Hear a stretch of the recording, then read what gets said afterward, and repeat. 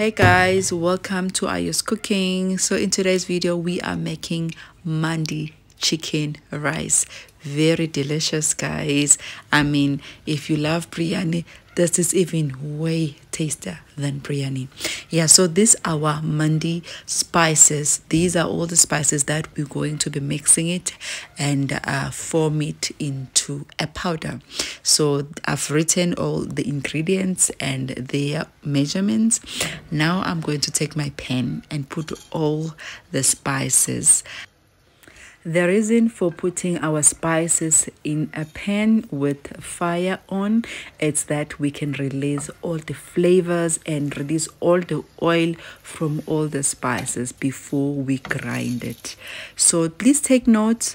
My coriander, when I buy it, I do this procedure same time. I clean it, wash it, dry it, and then I put it in a pan to release all the flavors and I grind it. So it was already ready. But for you, obviously, you're going to be getting full coriander corns. Yeah, then you have to mix everything together with the coriander. But when I'm grinding, I will grind all together with my coriander. So now it's releasing all the flavors. You can see it's slightly getting burned but not getting burnt, so which means you just leave it for like 5 minutes, then you grind it. So now here in this next clip, what are we doing here right now? We're taking our saffron strands and putting it in some bowl so I can put my hot water. I didn't really measure how much I put, but about maybe a tablespoon if you were to measure, and put your hot water. But take note that do this thing like 30 minutes before you start to mix up, marinate your meat. I was quite late, so it needs to change the color and release all the flavors from saffron. So I've put my full lemon there in the chicken. These are 8 leg pieces of chicken, and I'm putting about a tablespoon of chaat masala, teaspoon of red chili powder, 2 teaspoons of paprika,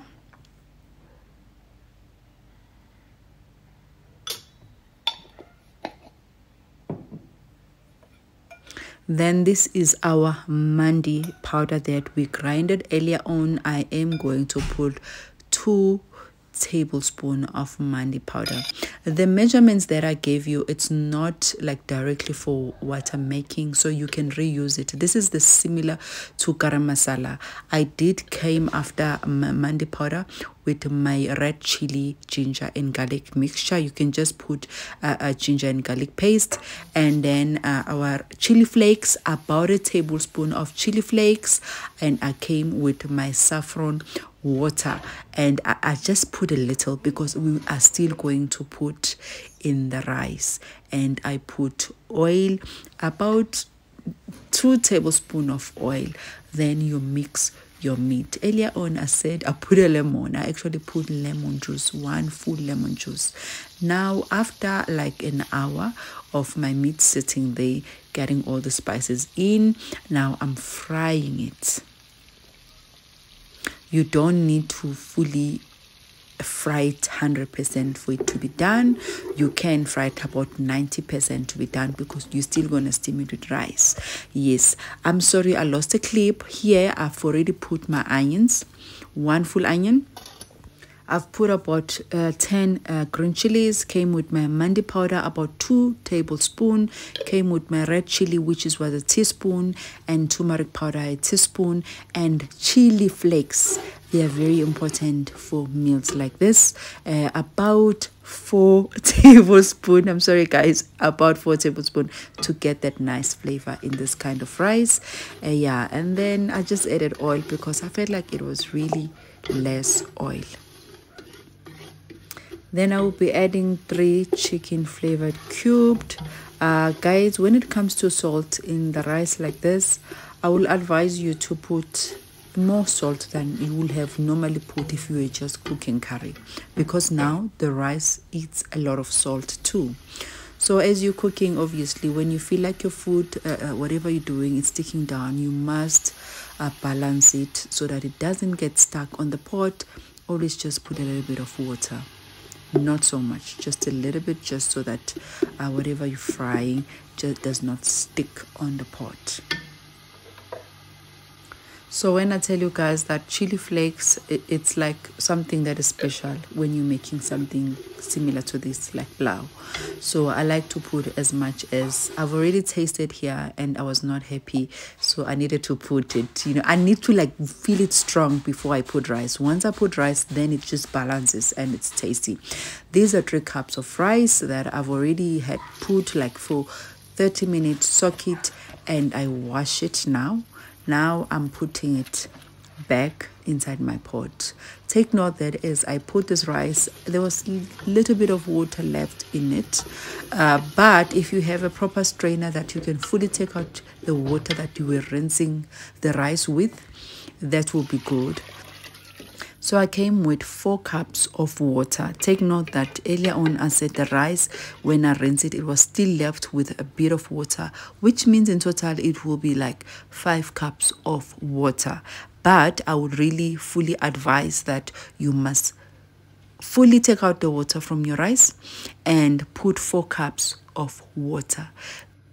Make sure you use 1 measurement cup for water and for the rice. Now our chicken is here, finished frying. Now you just put it on top, and I put back my saffron water, the one we mixed earlier on. And our water is supposed to be boiled, guys. My water was not boiled due to I didn't get time to boil it. My kettle is not working, that's the reason. So it was hot from the tap, which it's not a good thing also, because that creates the long process of the rice being cooked, and we're trying to get a nice, you know, flaky rice. Yeah, so now our rice, the water was finished. Now it was the time for us to steam the rice to fully finish the moisture in the rice. Now I've put my cloth, you can put your foil, doesn't matter. Yeah, and because my rice, I don't want it must be overdone, I'm putting a dry cloth. If your rice still needs a long way to be done, you need to wet your cloth. And I'm putting something heavy to make sure that there is no air that is going inside. I'm fully drying that rice.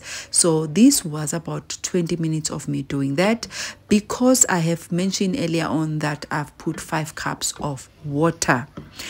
This consistency of, how can I say, not a consistency, but how soft my rice was, it's close to being perfect, but it's not perfect. So 4 cups of water would be sufficient for you. Yeah, so the rice is done, and this, what I'm doing here, you can actually even do it before, like when you're steaming first time. Now I've switched off the fire, rice is done. I'm putting charcoal and ghee, hot charcoal and ghee, so to release it and make that smoky flavor in the rice, like as if I've fried my meat outside. It just tasty, guys, believe you me. And here, just to garnish it, you put your raisins and your cashew nuts. I'm telling you, raisins in this rice, the sweetness, the spiciness, the flavors, they just marry each other, and it's so delicious. Guys, it's during Ramadan. I'm trying not to wash so many dishes. This is me now eating my food. Even my toddler was like, Mama, this is the best food ever. Do try it and let me know. Thank you for watching. Bye bye.